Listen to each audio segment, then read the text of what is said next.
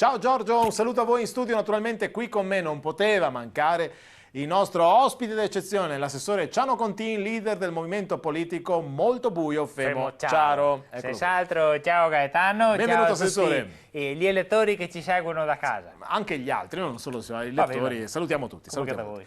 22 maggio, ormai siamo nel pieno della primavera, una stagione, le piace come stagione? Amo la primavera, e tra l'altro oggi è proprio, si festeggia il primo giorno di primavera. No, è stato passato. Ma da mo'. Senz'altro, e io amo questa stagione perché arrivano i turisti, no?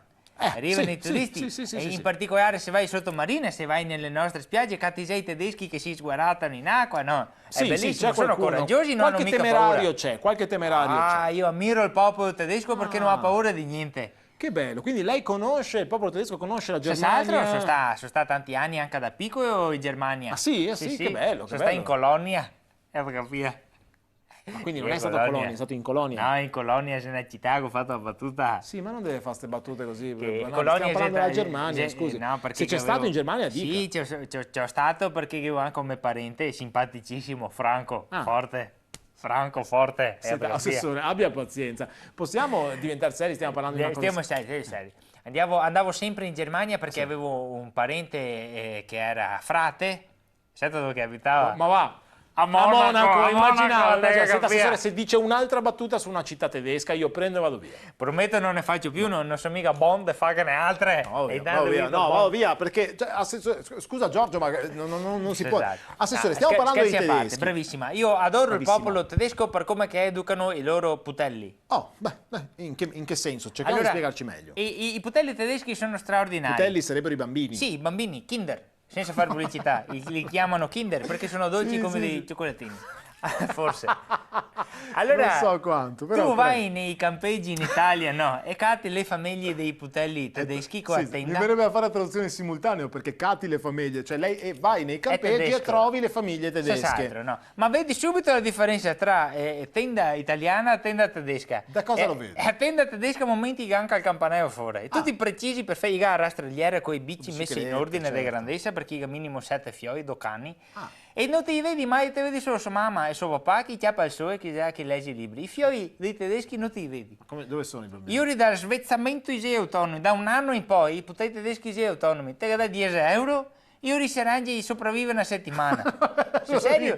Dai 10 euro a un putello italiano, in 5 minuti torna in giro, si che sa sputanare quei macchinetti, quei giati che ha fatto anche debiti. Ma per piacere. Ma per piacere, diciamo ci saranno anche delle qualità di questi bambini italiani, abbia pazienza. Ecco, diciamo su 2 elementi li battiamo. L'igiene, direi di italiani, e ti vedi quei sevattine de Gucci, i bambini tedeschi un po' scalzi anche dentro i bagni va scalzi e ti dici vai in letto a sera con i pennini, non ti vedi. Per piacere, sarà un'immagine bruttissima. E anche l'alimentazione, devo dire, i putelli tedeschi va avanti a grigliata e vrusteri, i nostri italiani biastemando, ma un'insalata di riso te la mangiano dopo e dai fuori dei imboccarli, no, con la mamma. Diciamo che sul cibo non ci batte quasi nessuno. Non ci batte nessuno. Diciamo che il putello perfetto sarebbe proprio incalmare un tedesco e un italiano. Un incalmo tra un tedesco e un italiano. Un incrocio, devi dire un incrocio, devi dire un incalmo. Un incrocio è una rotonda. Ma che rotonda? No, un incrocio. I tedeschi tacca a essere Ma per piacere, basta con questi stereotipi. Prego. Allora, il nostro centro studi turistici di Molto Buio Femociaro ha elaborato... Lei ha un centro studi turistici. Esatto. Vabbè. Abbiamo elaborato un coso, vado a leggere... Un progetto, una cosa... Un vademecum. Una specie di vocabolario, insomma. Vademecum, si dice così, se lo vuole dire lo dice. Che regaleremo a tutti i single italiani del territorio proprio per cercare di attaccare bottone con le tedesche singole che cattano in vacanza. Ma mi scusi, assessore, cioè lei ha creato un vademecum con che cosa? Ci sono le principali frasi per attaccare bottone con le femmine tedesche. Ma io non ho parole. Per esempio, la prima frase, hai caro un Wuster?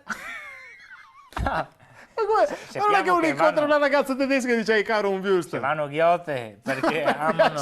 Proseggo, assessore. Seconda frase. Mercedes va meglio altro che Fiat.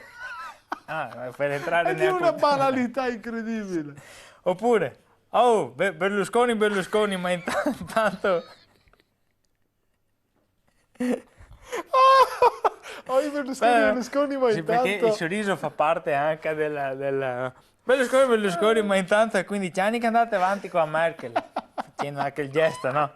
Ecco che queste principali frasi nel nostro Vademecum per attaccare il bottone con una ragazza tedesca. Sì, e come si chiama questo progetto? Accademia della Crocca. A te la linea, Giorgio. E Saluto speriamo tutte le in una... amiche tedesche, Esatto. le maniche. Se volete trovare una donna tedesca... Ecco qua, il nostro Vademecum. La Kruk. Esatto.